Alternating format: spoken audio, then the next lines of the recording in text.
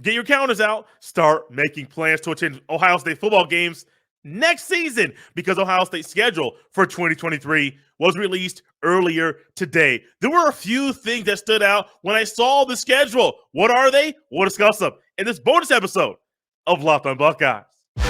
You are Locked on Buckeyes, your daily podcast on the Ohio State Buckeyes. Part of the Locked on Podcast Network, your team every day.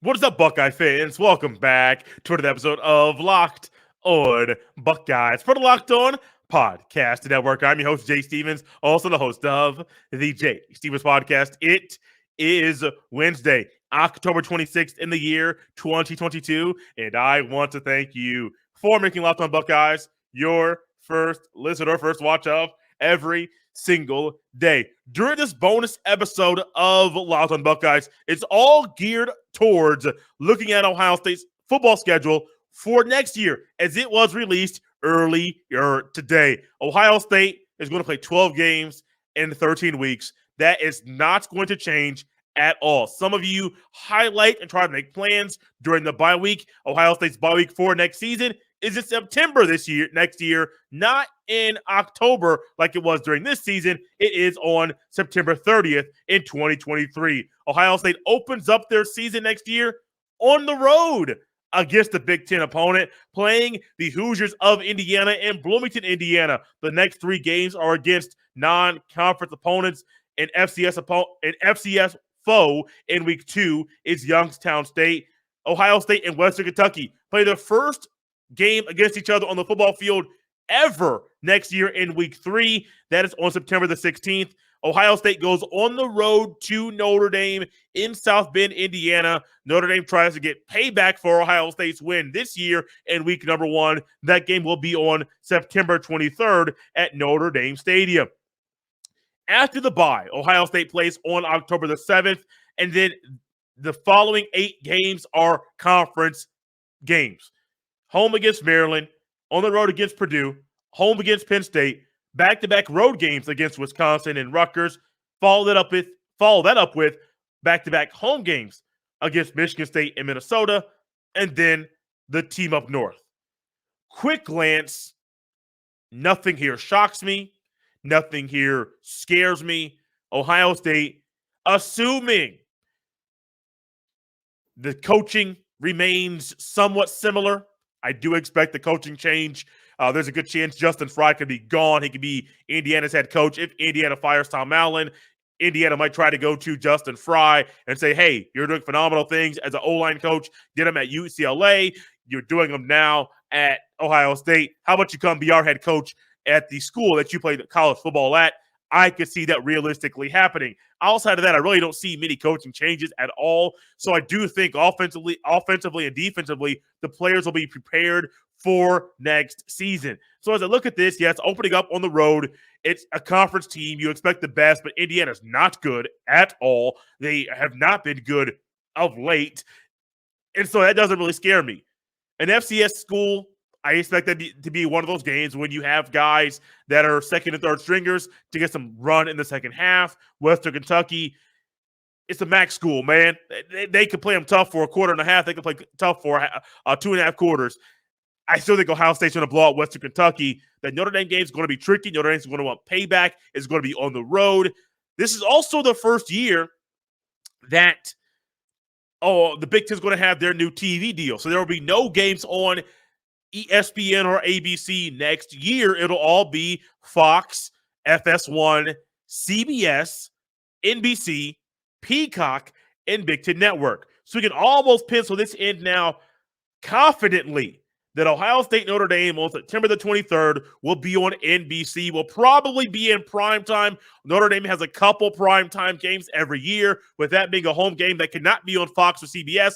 I believe that's definitively and concretely going to be a Notre Dame home game on NBC. So my guess is that's going to be on prime time, projecting things early right now. Penn State's probably going to be a Fox big noon game. NBC's games next year with the Big Ten will be night games. Most of them will be night games. CBS will still have the 3:30 window. That'll be Big Ten heavy. So Ohio State, Wisconsin will probably be a 3:30 game mid-afternoon on CBS. Just Jay doing some quick looking now to see where games could be played, what slots it could be right now, because I like to get as far ahead as I can with the scheduling of just things I want to do. But none of this schedule scares me, man. It doesn't at all. Back-to-back road games, Wisconsin, Rutgers, okay, like nothing. On the road at Purdue can be tricky. Ohio State does have 6 home games, 6 away games next year. They don't have 8 home games and 3 away games like they have this season. More of the even schedule, 6-6. I'm cool with that. The Purdue game is going to be tricky. Purdue, not a good football school, but those fans do celebrate and do support their school heavily. So that's probably going to be a sellout. Could be a blackout for Purdue. That could be a night game on the NBC as well. But nothing scares me. Rutgers has bad quarterback play. Wisconsin has bad quarterback play. Penn State's going to have a new quarterback in Drew Aller. What's he going to do in year one as a QB1 for Penn State? That's TBD, to be determined. The team up north, always going to be a tough game. Minnesota, will PJ Fleck be there? That's TBD, to be determined as well. But once again, that doesn't scare me. Mel Tucker, Michigan State, they don't scare me. Indiana, no. Like, nothing here scares me. Nothing on this schedule scares me at all. However, there's one thing that pops out. A quick thought we're going to end the show with about why I am happy the Notre Dame game is week 4 and not week 1. What is it? We'll discuss it next right here on Locked on Buckeyes. Oh, technology. These days, every new potential hire can feel like a high-stakes wager for your small business. You want to be 100% certain that you have access to the best qualified candidates available. That's why you have to check out LinkedIn Jobs. LinkedIn Jobs helps you find the right people for your team faster and for free. Create your free job post within minutes. Easily create your free job post on LinkedIn Jobs. Once you create your free job post, add your job in the purple hashtag hiring frame to your LinkedIn profile to spread the word that you're hiring. Simple tools like screening questions make it easy to focus on candidates with just the right skills and experience so you can quickly prioritize who you'd like to interview and hire. It's why small businesses rate LinkedIn Jobs #1 in delivering quality hires versus leading competitors. LinkedIn Jobs helps you find the qualified candidates you want to talk to faster. Post your job for free at linkedin.com/lockedoncollege. That's linkedin.com/lockedoncollege to post your job for free. Terms and conditions apply. I had told you about some of my friends recently. Talked about Chris, talked about Bob. Today's a story about Pamela. They all have something similar. Underarm sweat is an issue. Pamela would actually hide in the office bathroom every 30 minutes to dry off her armpits so no one would see the wet circles under her arms. I've been there. I know how it feels. So she finally has her life back because of SweatBlock. Pamela was able to fix her problem with SweatBlock. SweatBlock gives you the confidence to wear what you want without embarrassing underarm sweat. The SweatBlock wipes were featured and tested on the Rachel Ray Show by firefighters. If you or someone you love is experiencing embarrassing sweat or odor, try SweatBlock. Save 20% with the promo code LOCKEDON. That's LOCKEDON at sweatblock.com. Once again, we all love to save money. Go to sweatblock.com and save 20% by using the promo code LOCKEDON when you're at sweatblock.com. Also available on Amazon. So this schedule, there's one easy thing that comes into my mind when I think about what is on my mind when I see Notre Dame in week 4 and not week 1. It's quick and easy.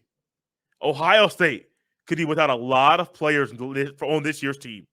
Ohio State could easily be without 10, 11, 12. We're going to go through a little exercise here quickly to just go over what they could be without. So if you play Notre Dame week 1 on the road, hostile environment, about 80,000 strong in South Bend, Indiana at Notre Dame Stadium, that tradition-rich school that really wants to get payback for what Ohio State did to them week 1 of this season. You don't want to face that week 1. You don't. And here's a little exercise we're going to go through. I'm only going to go through the starters, and I'm going to use ourlads.com and how they have guys listed as eligibility-wise on the football team. And you're going to quickly see Ohio State will be without a lot of guys on next year's team, and being without 10, 11, 12 starters going into and playing Notre Dame week 1, that's trickier than you think. At the wide receiver position, I only see one guy that's going to be gone, possibly, but I don't think he will be gone. That's Julian Fleming. I think Fleming stays in school. I even think Njigba possibly stays in school. I don't know for sure. Got to wait and see. But I can't put anybody down in this exercise from the receiver room because we just don't know where they're going to be. But at left tackle, Paris Johnson Jr., I expect him to go to the NFL draft. Luke Whippler is a TBD, to be determined. Matt Jones is gone. That's 2 guys for sure. DeJuan Jones, I do expect him to be gone. That's 3 guys. Kate Stover, I think Kate Stover stays for 1 more year. He could be gone at the end of the year. QB1, CJ Stroud, he's gone. That's 4 guys on offense that I can definitively say and that I expect them to be gone at the end of the season. DeJuan Jones can technically stay. Luke Whippler, he's not on this list. I don't know what he's going to do. Fleming can leave, but I do think Fleming stays. And Njigba can leave. I don't know what Njigba's going to do. I could put him as a possible 5th in this exercise. On defense, Teron Vincent is gone. That is 5 guys we got gone for sure. Zach Harrison is gone. That is 6. I did expect Tommy Eichenberg to leave. That is 7. Still Chambers is TBD, to be determined. I am not sure what he is going to do. Ronnie Hickman's probably gone at the end of the year. That is 8. Lathan Ransom, I keep hearing people say Lathan Ransom's going to be gone at the end of the season. I don't know. I hope he stays. But I'm not going to use him in this list. Cam Brown is gone. That is 9. Tanner McAllister is gone. That's 10. That's 10 guys I can definitively say I expect them to be gone. If you want to add in Njigba and Ransom into this little example, that's 12 guys out of a possible 22. Now, Njigba's not a consistent starter due to injury, but if he was, it would make sense. 12 of 22 starters. You don't want to play a team like Notre Dame week 1. Have a full off season under Marcus Freeman. Marcus Freeman's doing some things. Notre Dame might end up being eligible at the end of the season. I expect them under year 2 to be better than they were under year 1. I expect them to put up more points week 4 of next season against Ohio State than they did against Ohio State in week 1 of this season. You don't want to play a school like that week 1. I am comfortable with the Indiana game on the road and then followed it up with the Youngstown State and a Western Kentucky before playing Notre Dame. Yeah, that path is smooth. I like it. There might be some hiccups along the way in those first 3 games, but it properly and better prepares you for Notre Dame week 4 than you would be week 1 of next year's season. I'm happy it's week 4. I think the Big Ten didn't really do Ohio State any favors in this schedule. I don't see them making it harder for Ohio State either. Schedules here. What are your thoughts? Put them in the YouTube comment section. We'll gladly look at those and have a little quick back and forth in the YouTube comment section of this video. I'm out of here for the day. I think I deleted my name tag with the Twitter handle here that's out for the YouTube. For those of you that are hopping in late or fast forwarded and you don't remember my Twitter handle, follow me on Twitter at jstevens07. Also, send all of your emails to jstevens317@gmail.com. Out of here on a Tuesday bonus episode. You never know when Jay's going to pop in twice in a day. Today is that day. Enjoy the rest of your day. I'm out.